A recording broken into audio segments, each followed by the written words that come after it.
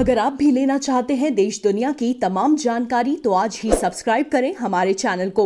साथ ही नीचे दिए बेल आइकन को जरूर दबाएं ताकि हर अपडेट आप तक पहुंच सके।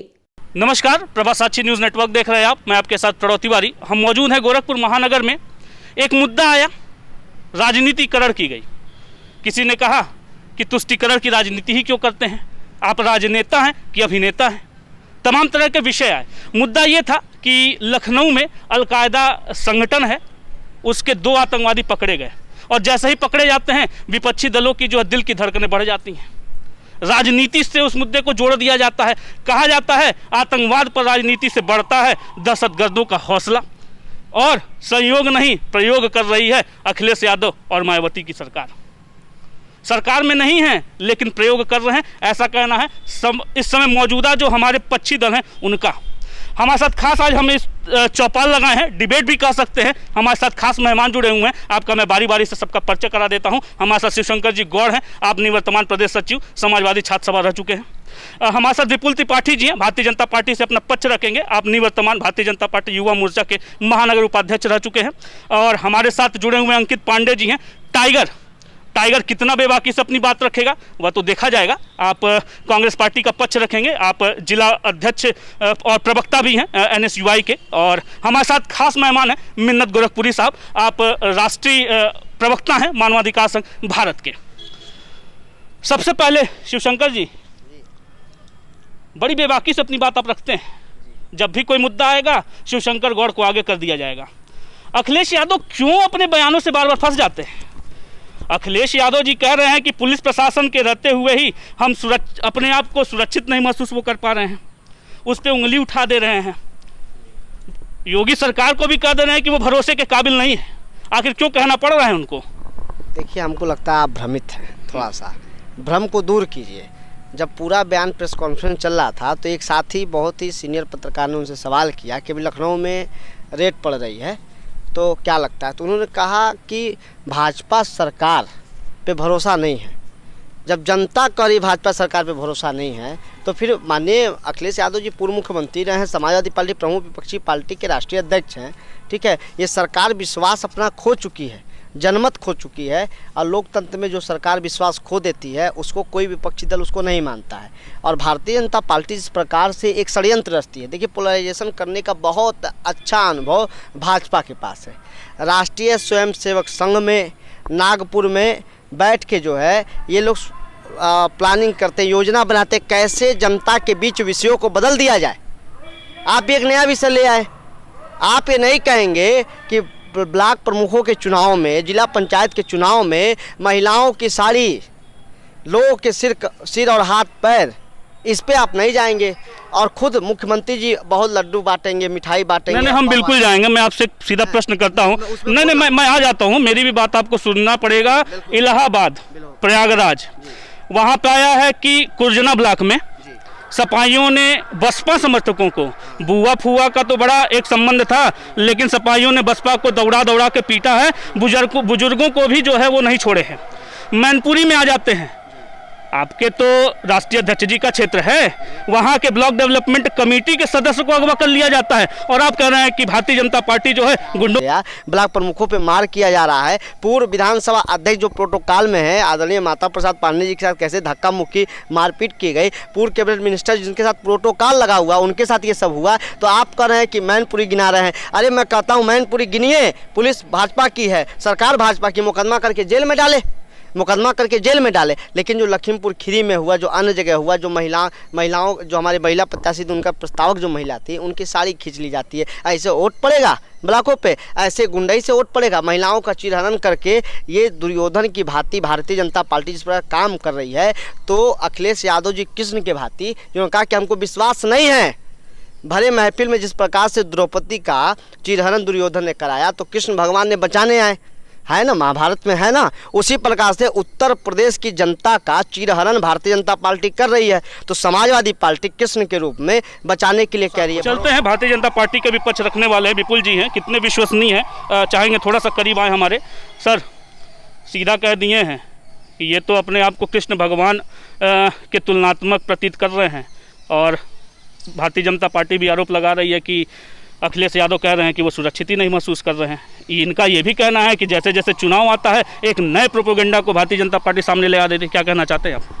देखिए, जैसा पहले मेरे भाई ने कहा कि पुलिस भाजपा की, सरकार भाजपा की, डंडा भाजपा की, झंडा भाजपा का, तो मैं अपने साथी से कहना चाहूँगा कि जिस दिन माननीय मुख्यमंत्री योगी जी उत्तर प्रदेश के गद्दी पे बैठे थे, उस दिन उन्होंने कहा था कि मैं किसी व्यक्ति का, किसी पार्टी का, किसी दल का मुख्यमंत्री नहीं, मैं पूरे उत्तर प्रदेश के प्रत्येक जनता का मैं मुख्यमंत्री हूं।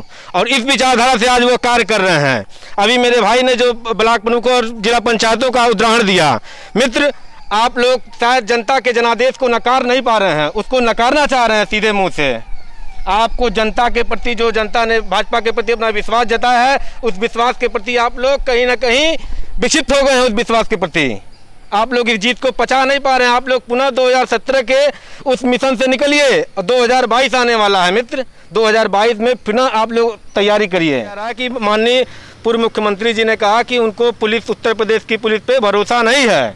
मैं कहना चाहता हूँ भैया, मुझे स्वयं उस न्यूज़ से बहुत आहत हुआ मित्रों, क्योंकि मैं स्वयं एक पुलिस परिवार का हूँ। आपको मालूम, लोगों को मालूम है, मेरे भी दादा पुलिस परिवार से थे। उस न्यूज़ को देखने के बाद मुझे बहुत कष्ट हुआ। बिल्कुल। संविधान के मूल्य पता है आपको? आप भाजपा के संविधान के, बाबा साहब के चित्रों पे माला चढ़ाने को संविधान मानते हैं? आप क्या मानते हैं? सवाल उठा। अच्छा, महिला साड़ी क्यों खींचा गया? क्यों क्यों क्यों क्यों क्यों क्यों क्यों साड़ी क्यों खींची गई? साड़ी क्यों खींची गई? लेकिन बहस का मुद्दा है और चूंकि नेता है अपनी बात भी रखेंगे। कांग्रेस पार्टी का पक्ष रख रहे हैं अंकित पांडे जी, उनसे जान लेते हैं। सर, अखिलेश यादव जी का बयान आया, मायावती जी का भी बयान आया, किस तरीके से आप देखते हैं इन दोनों लोगों के बयानों को? राज साहब का एक शेर है कि सरहद पे आजकल बहुत तनाव है क्या, पता करो ज़रा मुल्क में चुनाव है क्या। तो अभी देखते जाइए, शायद रोहिंग्या मुसलमान भी चल गए होंगे और 22 आते आते बॉर्डर तक आ जाएंगे। तो अभी इस तरह से जनता से भटकाने वाले मुद्दे सामने आएंगे।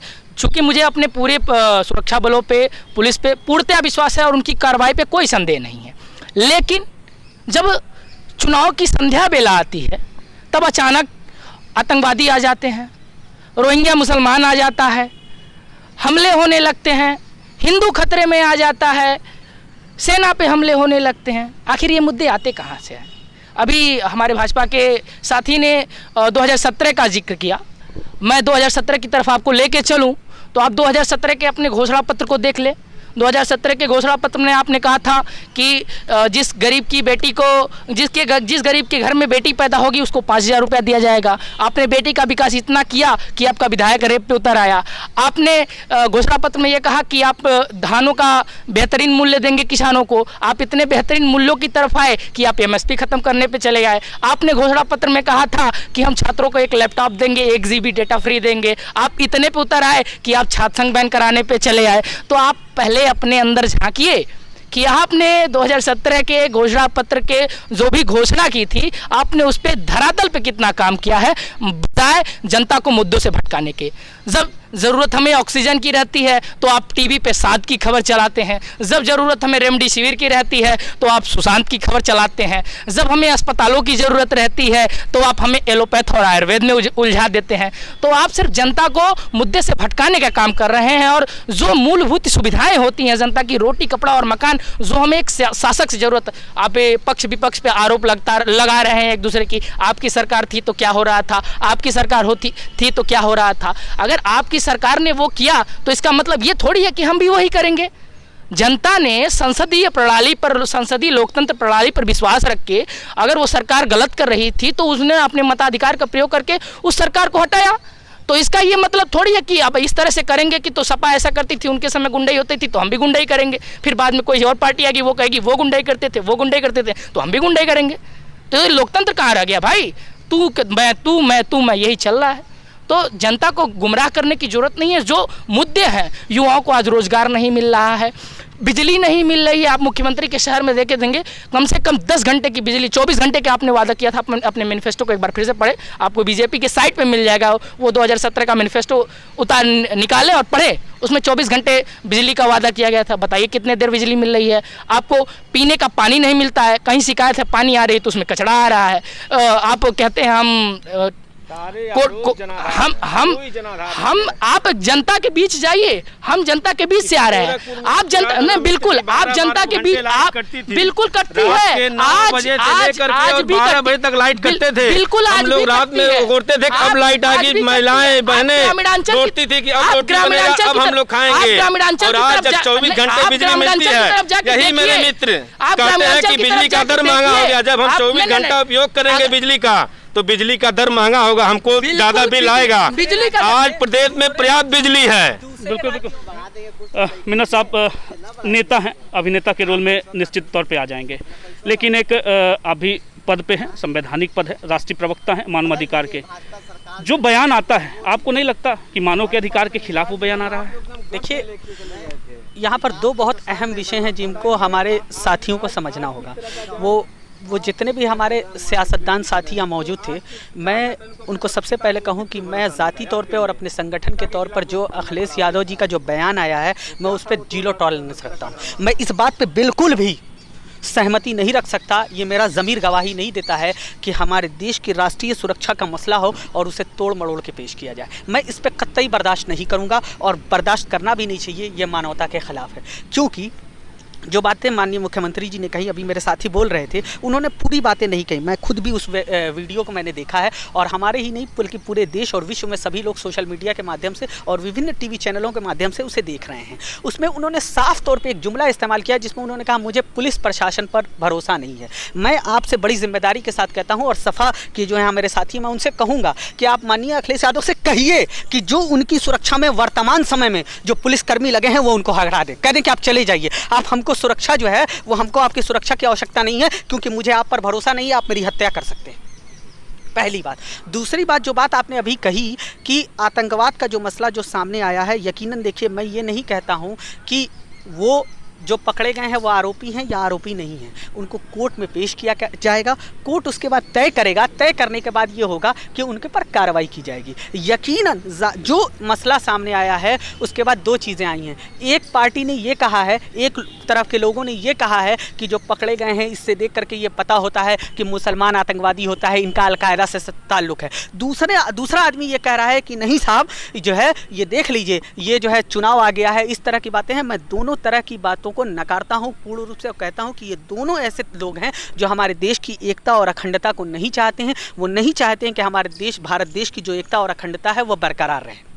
उनका मानना ये है, मैं आपसे बार बार ये कह रहा हूँ कि ये हमारे राष्ट्रीय सुरक्षा का मामला है, हमारे देश की सुरक्षा का मामला है। और पुलिस प्रशासन ने अगर इस तरह की कार्रवाई की है तो उसकी सराहना की जानी चाहिए, क्योंकि हो सकता था कि एक ऐसी स्थिति उत्पन्न हो जाती जिसके बारे में हम और आप परिचित नहीं थे। हो सकता है कि जहाँ हम रहते हैं वहीं पर कुछ ऐसे हालात बन जाते कि जहाँ पर हमको और आपको सांस लेने में आसानी ना होती, कुछ स्थितियाँ ऐसी हो जाती। तो ऐसी स्थिति में मुझे जो लगता है ज़ाती तौर पर कि सवाल खड़ा करना, देखिए विपक्ष का काम है बात रखना, वो अपनी बात रख रहे हैं, मैं इससे इनकार बिल्कुल भी नहीं करता। और सरकार का काम है सफाई देना, वो भी कर रहे हैं। लेकिन आम जनता इस पशुपेश में परेशान है कि सही और गलत का फ़र्क क्या है। इसके लिए मैं आपसे बताऊं कि एक सवाल मेरे जहन में अभी आया कि अभी आपने बात कही, जहाँ तक मुझे लगा कि अखिलेश यादव ने ये क्यों कहा। अभी कुछ दिन पहले कुछ साथी, कुछ लोग छोड़ करके आए विश्व में, पूरे भारत के लोग, और वो विभिन्न जगह से पकड़े गए थे। 10 साल, 12 साल, 15 साल की अवधि के बाद उनको छोड़ा गया और कोर्ट ने ये कहा कि प्रॉपर आपके खिलाफ कोई ऐसा तथ्य नहीं पाया गया है जिसमें यह कहा जाए कि आप टेरर एक्ट में मौजूद थे या आपका हाथ था या आपकी गतिविधियाँ थी।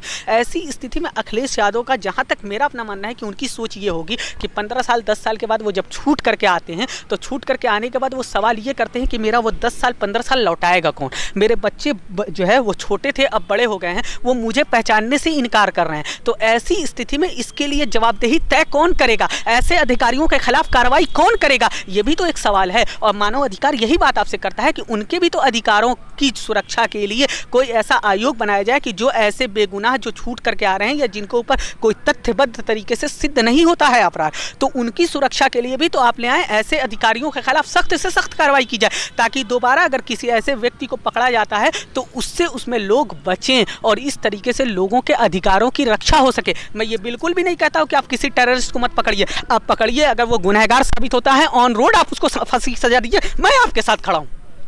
लेकिन सिर्फ ये कहना कि ऐसा हो गया, वैसा हो गया, ये हो गया, वो हो गया, तो ये कहीं ना कहीं चीज़ों को उस तरीके से नहीं, बल्कि समाज के लोग जो आपसे उम्मीद लगा करके बैठे हैं। देखिए, जो सत्ता में होता है आदमी सवाल उसी से करता है, जो मजबूत होता है सवाल उसी से किया जाता है। तो यकीनन अगर विपक्ष के लोग सवाल कर रहे हैं तो सवाल सरकार की ये जिम्मेदारी है कि वो उसके प्रति अपने जवाबदेह हो। और मैंने आपसे बार बार कहा कि जो लोग बेगुनाह जेलों से छूटे हैं उनकी आप डॉक्यूमेंट्री पढ़िए, आपको तमाम सोशल मीडिया साइट्स पे मिलेंगे, उनके साथ जो अवहेलनाएं हुई हैं, जो गतिविधियां हुई हैं, तो उनके लिए भी कोई एक जवाबदेही तय होनी चाहिए या नहीं।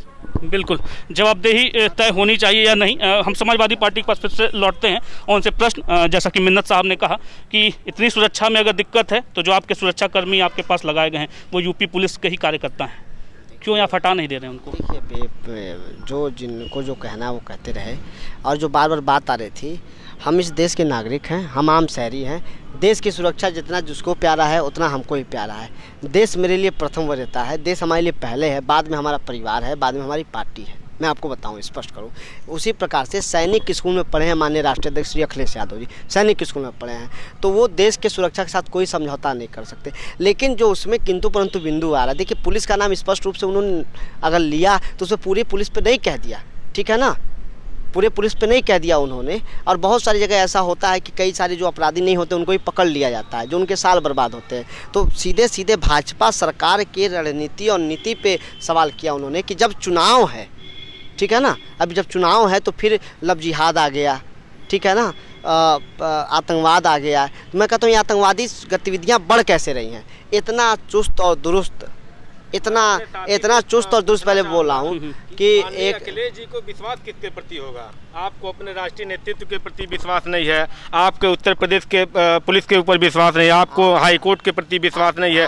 आपके मुख्यमंत्री जी को संविधान के प्रति विश्वास नहीं है।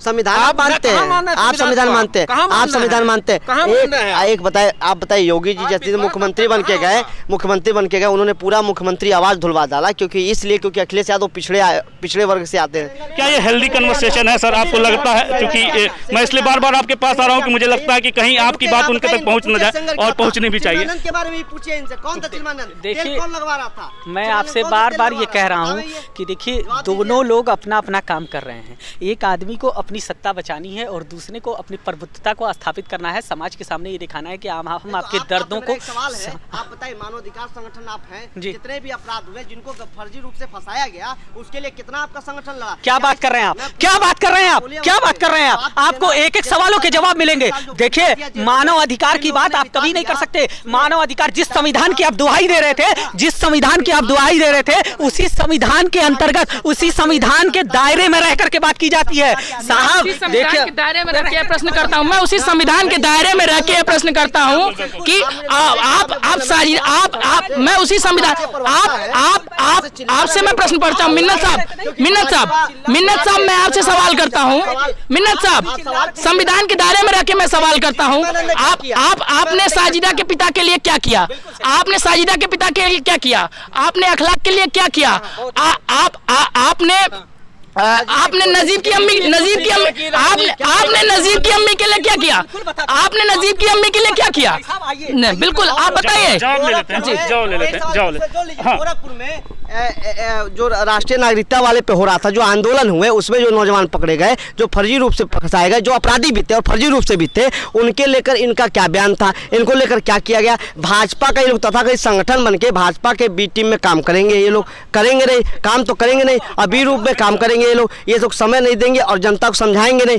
मानवाधिकार है, करेगा वो जो है भाजपा का एजेंट और दलाल होगा, और ये लोग जो है केवल मिन्नत साहब से आपका सवाल है, मिन्नत साहब से आपका सवाल है, मिन्नत साहब से पूछ लेते हैं। इनसे पूछिए, विपुल त्रिपाठी से पूछिए कि देश कैसे बनेगा। देश के लोगों से बनता है, कागज पे खिंचे लकीरों से देश नहीं बनता है, ये भी जाने और मोदी और योगी भी जाने। आपका प्रश्न मिन्नत साहब से फिर हम विपुल जी के पास आते हैं। मिन्नत साहब, सर मैं बहुत धैर्यपूर्वक आपको सुन रहा था, आप सभी लोगों को सुन रहा था।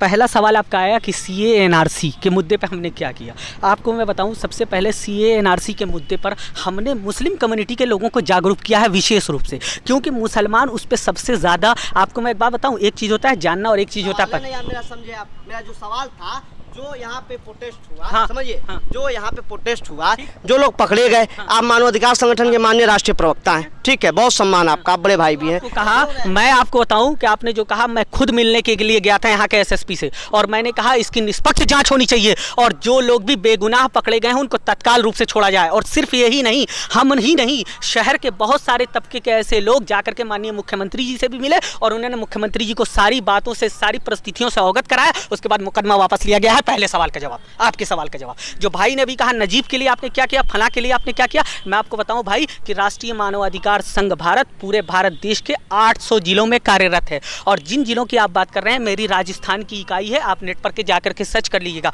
वहाँ के लोग गए और सिर्फ जाने के बाद मुलाकात नहीं की, सिर्फ जो है जाकर के वो सांत्वना नहीं बांधी, बल्कि उनको कानूनी मदद भी दी, अपने तरफ से वकील भी किए। नजीब कहाँ है नजीब? भाई ये सवाल आप मुझसे करोगे? नहीं, सवाल सरकार नहीं, आप सरकार से, आपने सरकार तक अपनी ये बात कब पहुंचाई? कौन सा आप हमें बताइए, आपने कब पहुंचाया? आपने कब पूछा नजीब कहाँ गया? वही तो कह रहा हूं मैं आपसे, आप बात सुन मैं बिल्कुल, मैं बात सुनने के लिए पूरी तरह से तैयार हूँ। आप बताइए नजीब है कहाँ? मैं आपसे बार बार कह रहा हूँ, बड़ी जिम्मेदारी से मैं कह रहा हूँ आपसे कि आप जो कह रहे हैं, मैं आपसे कह रहा हूँ कि वाह वाह वाह, बहुत अच्छा। अभी मैंने भाजपा की जो हवलना की वो आपको नहीं दिखा। ये भाजपा के लोगों की, आपको लगता है कि कल नजीब का नंबर था, मेरा भी हो सकता है, कल आपका भी हो सकता है, ये बात मत कहिए। अभी राहत साहब को इन्होंने कहा, मैं आपको कहूँ, राहत साहब का एक शेर है कि लगेगी आग तो आएंगे कई और घर जद में, यहाँ पर सिर्फ हमारा मकान थोड़ी है। तो यकीन जानिए, जो बात आप कह रहे हैं मैं भी आपसे कह रहा हूँ और बड़ी जिम्मेदारी से कह रहा हूँ इस टीवी चैनल के माध्यम से कि नजीब के लिए बाकायदा CBI की जांच गवर्नमेंट क्यों नहीं करा रही है?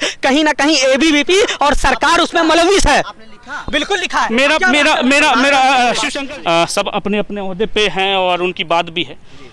देश की सुरक्षा जरूरी है कि तुष्टीकरण की राजनीति? सीधा सा प्रश्न है, एक लाइन में जवाब दे दूं। बिल्कुल। सबसे पहले देश की सुरक्षा जरूरी है, लेकिन देश की सुरक्षा प्रथम है मेरे लिए। जिस दिन इस देश की सरकार कह देगी कि इस देश पे हमला हो गया, ठीक है, दूसरे देशों के माध्यम से, शिवशंकर गौड़ की हिस्सेदारी वहाँ बॉर्डर पे होगी, तो शिवशंकर गौड़ मानव बम बन के देश के सरहद पे बैठने के लिए तैयार रहेगा। आप कहाँ से चूक हो गई? इंटेलिजेंस ब्यूरो कहाँ फेलियर मार गया कि हमारे देश में 2 आतंकवादी पाए जाते हैं? ये फेलियर है कि नहीं है? एक तरफ कहते 56 इंच का सीना, एक तरफ कहते 56 इंच का सीना सियाचिन से लगाए, चीन घुस गया और पाकिस्तान लगातार गोलाबारी करता है। ये तथाकथित कुछ मीडिया के लोग जो दिखाते नहीं, सियाचिन में जो हमारे सैनिक मरे बर्फ के नीचे दबके, 4 दिन 5 दिन बाद उनको बताया गया कि शहीद हो गए। देश के ऐसे प्रधानमंत्री ने रोक लगाई थी दिखाने से, बाद में कहा कि मुद्दा बदल दिया जाएगा। पुलवामा हमला, तमाम हमले, ये हमला देश को आघात करता, हम लोग भी पीड़ित होते हैं।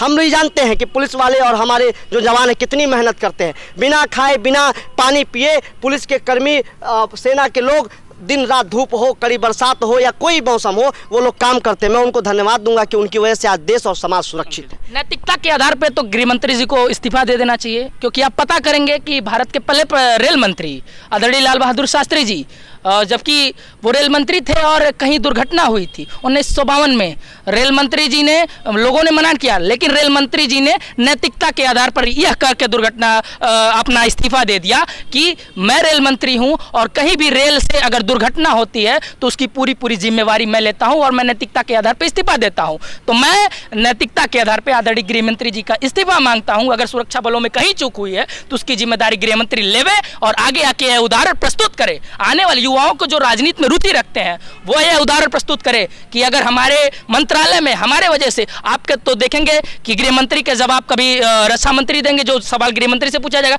रक्षा मंत्री का जवाब प्रधानमंत्री देंगे, प्रधानमंत्री का जवाब, मतलब जो मंत्रालय है उस मंत्रालय की तरफ से कोई भी ऑफिशियल जवाब नहीं आता है, गृह मंत्री का जवाब कोई और देगा। विधायक उठाओ और सांसद उठाओ और सरकार बनाओ विभाग, जिसका जिम्मेदारी माननीय अमित शाह जी को दिया जाए। गृह मंत्रालय उनके बस का नहीं, इनसे ना हो पाएगा, ये समझ लीजिए। सुरक्षा देश। विपुल जी, सारा कुछ आपके सामने है, क्या जवाब देंगे? क्योंकि प्रश्न कर दिया गया है, आवश्यकता नहीं है कि एज अ एंकर मैं आपसे प्रश्न करूं। उन्होंने कहा कि नया संगठन बन गया है, अमित शाह जी को नया संगठन ही दे देना चाहिए। क्या कहना चाहते हो? देखिए जी, शिवशंकर जी ने जो कहा, इनका सवाल पूरा निराधार है। माननीय मुख्यमंत्री जी, राष्ट्रीय अध्यक्ष जी, पूर्व राष्ट्रीय अध्यक्ष जी और गृह मंत्री जी पूरी तन्मयता के साथ देश की सुरक्षा के प्रति जवाबदेह हैं। आज जो घटना होने से पहले वर्कआउट हुआ, अगर कांग्रेस की सरकार होती तो आपको याद है होता था, ब्लास्ट होने के बाद घटना का पर्दाफाश होता था और जो दोषी होते थे उनको इनकी सरकार में बैठा करके बिरयानी और मैं क्या मांग पे कहूँ क्या क्या इन लोगों को खिलाने का कार्य किया जाता था। एकदम आप नहीं सहमत होंगे। उसकी वजह है कि इन्हीं के सरकार में हुई घटना, मालेगांव बम ब्लास्ट में पकड़े जाने वाले लोग 12 साल और 10 साल के बाद छूट करके आते हैं और जिनको ये कोर्ट कह रहा है कि वो निर्दोष हैं। ऐसी स्थिति में आप क्यों ऐसा कह रहे हैं साहब? इन्होंने भी हमको उतना ही झला जितना आप झल रहे हैं। इन्होंने भी हमको हमेशा बिन बुलाए पाकिस्तान हम नहीं जाते हैं बिरयानी खाने, बिन बुलाए प्रधानमंत्री जी जाते हैं पाकिस्तान बिरयानी खाने। और जो भी आप बातें कह रहे हैं, पहले बेबुनियादी बातें कह रहे हैं, सबसे पहली बात। और हमारी तब पर भी सुरक्षा एजेंसियां उतनी तन्मयता के साथ काम कर रही थी, उन पे कोई सरकारी दबाव नहीं था। लेकिन आज के समय में जो भी सरकारी एजेंसियां हैं, उनके ऊपर सरकारी दबाव के ऊपर से लोकतंत्र की हत्या करा के काम कराया जाए, चाहे वो ईडी हो, सीबीआई हो, पुलिस हो, एटीएस हो, सुरक्षा हो, यहाँ तक कि पुलवामा हमला होता है, पुलवामा की आज तक जांच क्यों नहीं? उन्होंने सवाल खड़ा किया था। पुलवामा केवल आप लोग सवाल ही तो खड़ा करते हैं। पुलवामा के आप लोग कभी आज तक उसको जो राष्ट्रीय मुद्दे पे कभी आप लोग एक हुए? आप लोग वाली राशि आज तक उसको क्यों नहीं मिली? जो भी आपके संज्ञान में चीजें सामने आई हैं, कोई बीच में कह रहा है कि नहीं बोलेंगे, आप सबका जवाब दे दीजिए। बताएं क्यों शहीद के परिवार बैठे? शहीद का परिवार कहाँ बैठा है? कहाँ बैठा है? हाँ, मोबाइल चार्ज निकालिए। सारी जानकारी आपको गूगल और उस पे ही मिलती है क्या? आपको नहीं, सारी जानकारी आपको गूगल पे ही मिलती है। आपको न्यूज़ पे क्यों फर्जी आएगा? आप ऐसे बोलते फर्जी। मोदी जी जो बोलते। अभी ऑस्ट्रेलिया के हमारे सांसद जी थे क्रैम कैली ने, उन्होंने कहा कि अगर संभव हो तो योगी आदित्यनाथ जी को हमको दे दीजिए, क्योंकि उससे बेहतर मैनेजमेंट, जो कोरोना पे उन्होंने विजय प्राप्त की है महामारी में, उससे बेहतर मैनेजमेंट कोई नहीं कर पाता। तो आखिर योगी आदित्यनाथ के मैनेजमेंट पर जब इतना बड़ा ऑस्ट्रेलिया देश का सांसद कह रहा है कि उनको हमको सौंप दीजिए, उनका बेहतर मैनेजमेंट है, तो ये तमाम यहाँ पे जो उपस्थित नेता हैं वो क्यों आपके इस मैनेजमेंट से खफा खा जा रहे हैं? पुलिस प्रशासन हो और जो भी राष्ट्रीय सुरक्षा का मामला हो, उस पर क्यों ये खफा है? मैं कह तो रहा हूँ कि इनके पास केवल सवाल हैं, इनको ना अपने नेतृत्व पे भरोसा है। याद होगा आपको, माननीय मुख्यमंत्री जी अखिलेश जी ने अपने नेतृत्व के प्रति, पिता के प्रति भी असमता दर्ज कराई थी। अडवाणी जी कहाँ गए? आपको मुरली मनोहर जोशी कहाँ गए? आप जवाब दीजिए, बिल्कुल जवाब दीजिए। जोशी कहाँ गए? प्रवीण तोगड़िया कहाँ गया जिसने राम मंदिर को लेके अडवाणी और अटल जी को नेता बना दिया? कहाँ गए? मोदी जी वह सारे आज भी मार्गदर्शन मंडल में हमारा नेतृत्व करते हैं, मगर आप मार्गदर्शन मंडल में हमारा देखिए सारे लोग हमारा नेतृत्व करते हैं, वह सारे लोग हैं, मगर आपने 2017 के चुनाव में देखा जिस तरह से इनको अपने नेतृत्व के प्रति जब भरोसा नहीं है। आपका संगठन बिना नेतृत्व के विश्वास से संगठन बना है। आपको खुद नेतृत्व विश्वास नहीं, आपका संगठन जहाँ से बना वो उसको खुद ही अपने नेतृत्व विश्वास नहीं था। आपको अपने संगठन पे आपने तो कई विचारधाराओं को मिला के 1977 में उदाहरण हमें दे दिया कि विचारधाराएं नहीं मिलती थी। हमारी विचारधाराएं दक्षिणपंथ, वामपंथ, अलग अलग विचारधाराएं थी, फिर भी एक विचारधाराओं को एक बैनर तले लाके 1977 में उदाहरण दिया कि हम चुनाव लड़ सकते हैं सिर्फ सत्ता के भोग के लिए। हम कार्यक्रम के अंतिम दौर में हम आपके पास ही आ रहे हैं। क्या ऐसा उपाय है बतौर विपक्ष, जैसा कि आप कह रहे हैं कि 2022 जो साइकिल है वो आ रही है, ठीक है, जोरदार आ रही है, जैसा भी है, जो भी आ रही है वो सबके सामने ही आएगा, जो भी चुनाव है सबके संज्ञान में आएगा, सबके सामने आएगा। क्या हो सकता है? जो पुलिस प्रशासन पे जैसा कहा जा रहा है कि जैसे चुनाव करीब आते हैं नए मुद्दों को उठा दिया जाता है, तो आखिर क्या ऐसा किया जाए जो सर्वजन हिताय और सर्वजन सुखाय का उद्देश्य है, जो हमारी संस्कृति है, उसको किस तरीके से संरक्षित किया जाए? देखिए, मैं बताऊं, पुलिस के साथ कोई ऐसा भाव नहीं है, ठीक है, सरकार के प्रति भाव है। सरकार जो कर रही है, सरकार हमेशा लाशों पे राजनीति करती है, और ख़ास करके भाजपा की सरकार, ठीक है। आपने सुझाव मांगा है, देखिए मैं विपक्ष के साथ साथ मैं विपक्ष में हूँ तो मैं एक जिम्मेदार समाजवादी नेता भी हूँ ना, मैं छात्र समाज से जुड़ा हूँ, छात्र नेता भी रहा हूँ।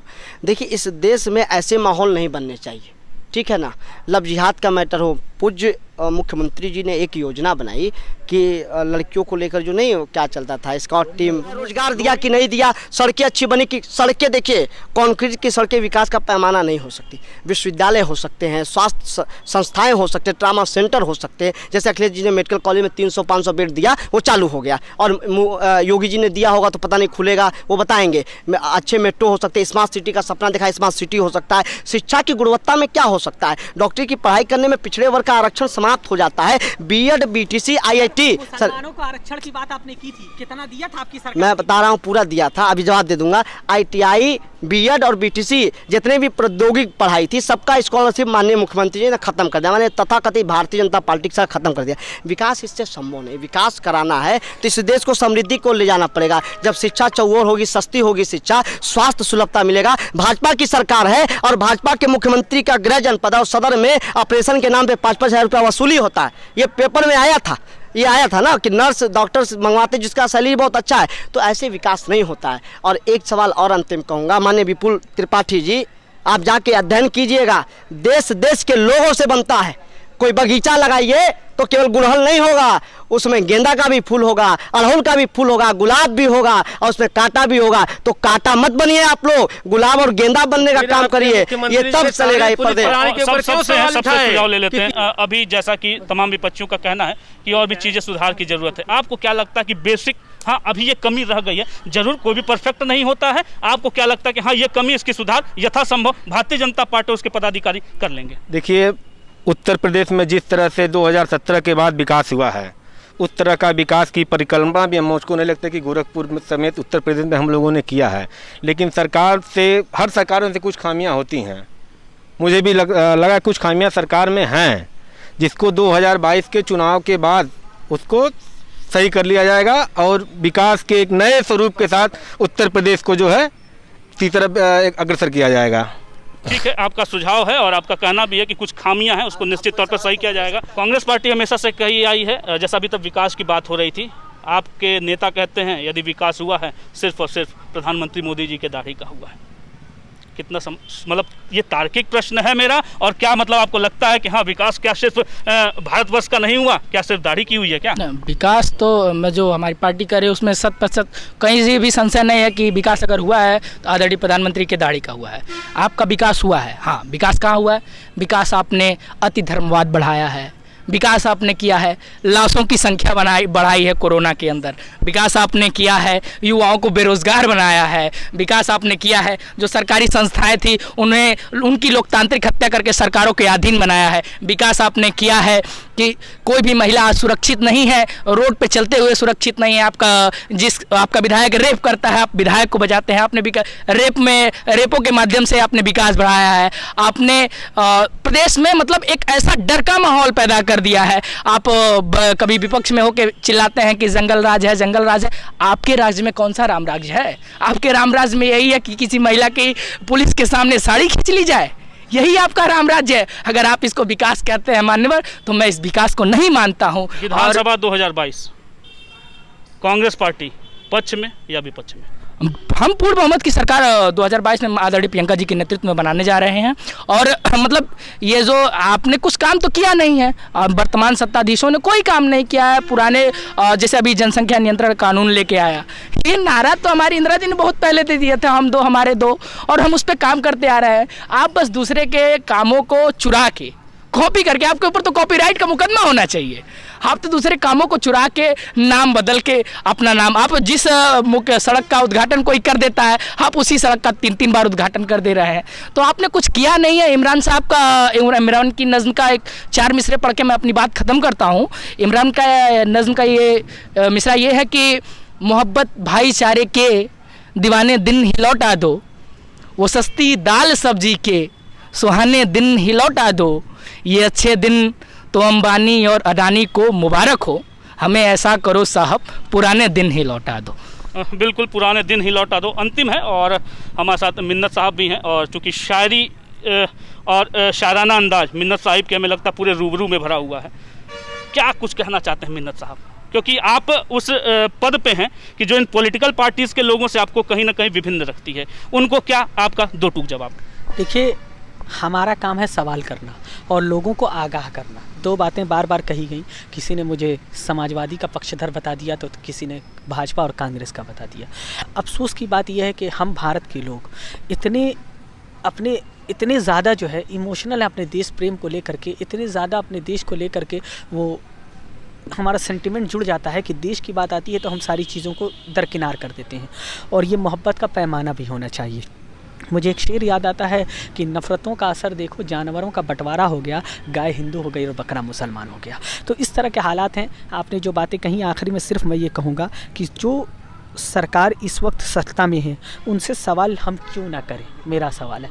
दूसरी चीज़, चाहे राष्ट्र की, हमारी जो राष्ट्र की सुरक्षा का मसला हो या जो भी और मसले हैं, अगर जो लोग सत्ता में आज नहीं है, विपक्ष में बैठे हैं, पहले सत्ता में वो थे, तो उन्हें उन चीज़ों को क्यों नहीं किया। अभी मेरे एक कांग्रेस के साथी ने एक बात इंदिरा जी की कही, तो मैं उनको बता दूं कि जब उन्होंने नसबंदी की बात की, उनकी सरकार की कहानी ख़त्म हो गई थी। तो ये वो देश है जो सेंटिमेंट को, जो लोगों की भावनाओं को जानता है और भावनाओं का आदर करता है। यकीन जानिए, मुझे उम्मीद है, और जैसा किसी साथी ने कहा कि हमारा भारत देश दुनिया का वाहिद ऐसा मुल्क है, दुनिया का इकलौता ऐसा मुल्क है जहाँ में जब आप ट्रेन में सफ़र करेंगे तो हिंदू भी बैठा होगा, बगल में मुसलमान भी होगा, सिख भी होगा और ईसाई भी होगा।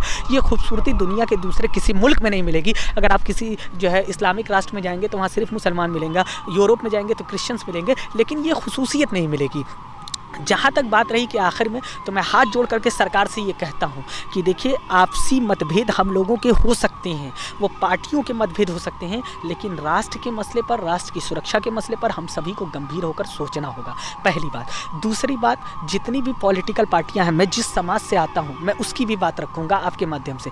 हमको हर किसी ने ठगा है, वैसे ही ठगा है जैसे तेजपात के पत्ते को खाना बनाते वक्त डाला जाता है और निकाल दिया जाता है, ठीक उसी तरीके से अभी जो वर्तमान सरकार है, वर्तमान सरकार की एक स्कीम थी, मोदी जी 2019 में आया, उन्होंने कहा 15 point programme specially for minorities के लिए थे। उस 15 पॉइंट प्रोग्राम का आप स्टेटस चेक करिए। मैं आपको बड़ी जिम्मेदारी से कह रहा हूं कि अल्पसंख्यक कल्याण मंत्रालय की वेबसाइट पे जाइए, जिसके मंत्री माननीय मुख्तार अब्बास नकवी हैं, उसकी अभी तक एक मीटिंग हुई है। मैं आपसे कह रहा हूँ, आपने हज की सब्सिडी समाप्त की, मैं आपका स्वागत करता हूँ, लेकिन उसका पैसा आपने इस्तेमाल कहाँ किया? हम एजुकेशन में सबसे नीचे हैं साहब। रंगनाथ मित्रा सच्चर कमेटी ये हमने नहीं बनाई है, आप लोगों ने बनाई है, आपकी तरफ पॉलिटिकल पार्टियों ने बनाई है। तो उनकी चीज़ों को इनबिल्ड कीजिए ताकि हम मुसलमानों का, जिस समाज से मैं आता हूँ खास तौर पे, उसका भी कुछ भला हो सके साहब। हम भी सही और गलत को सीखने, सोचने और समझने की सलाहियत पैदा कर सके। आप तो सिर्फ हमको वो इधर से खींच रहा, आप इधर से खींच रहा, मैं बीच में फंसा हूँ। भाई साहब, कहाँ जाऊँ कहाँ जाऊँ? अरे कभी हमको भी मोहब्बत दो, हमारे भी करीब आओ, हमको भी गले लगाओ, हम आपके अपने हैं साहब। हम कहीं बाहर से नहीं आए हैं, हम मरते हैं तो इसी मुल्क में 2 गज ज़मीन लेकर के दफन होते हैं साहब। तो इसका ख्याल रखना चाहिए। बस इन्हीं बातों के साथ एक शेर मुझे याद आता है, सुनिए कि दिया बनूं तो पतिंगा नसीब हो मुझको। शिव जी खास तौर पे सुनिएगा कि दिया बनूं तो पतिंगा नसीब हो मुझको, नहाना चाहूँ तो गंगा नसीब हो मुझको, और मेरी आरजू है और तमन्ना तो बस यही, यूं मरूं कि तिरंगा नसीब हो मुझको। बिल्कुल, तुष्टिकरण की राजनीति नहीं होनी चाहिए और जो हो वो स्पष्टवादिता में हो, ऐसा कि कहना था। हमारे साथ तमाम पॉलिटिकल पार्टी के अपने प्रतिनिधित्व करता थे, उन्होंने सबने अपनी बेबाकी से बात रखी है। किसी ने कहा कि हिंदू मुस्लिम को बांट कर ये राजनीति नहीं होनी चाहिए। जो तथाकथित राजनेता हैं उनको अपने बयानों से भी पलटवार करना चाहिए और कंधे से कंधा अगर मिला के चल सकने की हिम्मत हो तो कंधा से कंधा मिलाकर चल सकें। बड़ा शायराना भी माहौल था, चूँकि अंकित जी भी हमारे साथ थे और स्वयं मिन्नत गोरखपुरी और मशहूर शायर भी हैं, उन्होंने शायराने अंदाज में भी कह दिया कि हिंदू मुस्लिम मत बांटो, हम भी उस कौम के लोग हैं और हमको भी अगर नसीब होगा तो वो 2 गज का जो ज़मीन है वहीं पे हम भी कहीं ना कहीं दफन हो जाएंगे और लोगों के बीच में उपस्थित होकर हम नए कीर्तिमान को साबित करेंगे और नए कीर्तिमान स्थापित करने की कोशिश करेंगे। तो आप भी सारे पॉलिटिकल पार्टी हमसे कंधा मिलाइए और भारत को विश्व गुरु बनाने का काम करिए। हमारा भी आपसे विशेष अपील है कि जो भारत की राजनीति है उसको सही दिशा में ले जाया जाए। प्रभासाची न्यूज़ नेटवर्क की टीम ऐसे विशेष मुद्दों को लेकर आपके सामने हमेशा से उपस्थित रहती है और रहेगी भी, और जो भी जनहित के मुद्दे हैं आपके सामने हमेशा उपस्थित होकर लाते रहेंगे। गोरखपुर से प्रणव तिवारी, प्रभासाची न्यूज़ नेटवर्क।